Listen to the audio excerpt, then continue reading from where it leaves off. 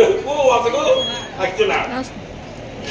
ఒక ఎరగైకి పెళ్లి చేసినాడు, కౌలులోని పిల్ల నాకేమన్నాడు. మరి లక్ష్మీనారాయణ పెళ్లి ఆడినాడు, దోవడోళ్ళ పిల్ల.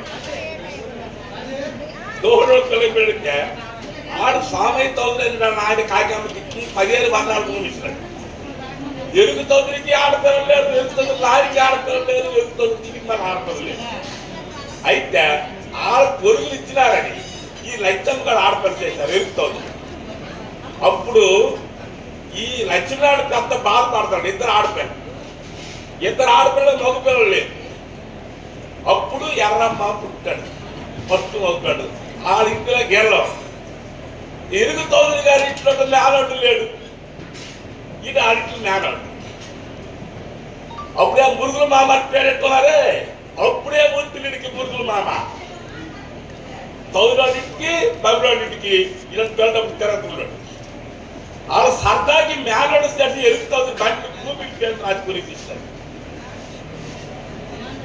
ఆ పట్టుకొని ఇది పిల్లప్పుడు కాంటి 15 సార్లు పొరపాటు పిల్లడైన దాకా రుచి తీసుకొని పొరము పుట్ట మంచి కట్టేట్లే.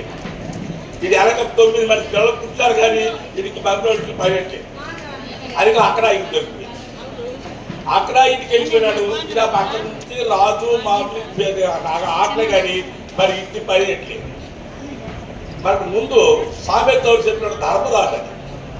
ఆ ధర్మరాజు అంటే ధర్మరాజే. ముందు ఈడు పుట్టే ఇద్దరు ఆడపిల్లలు పుట్టితే ధర్మ పుట్టితే మరి 9 అంతములు, మరి ఒక అబ్బాయి పుట్టింది. మొత్తం 5 ముందు 8 మనిషి పిల్లలు ఇట్లా ఆయన బలిపులు ఉన్నాడు.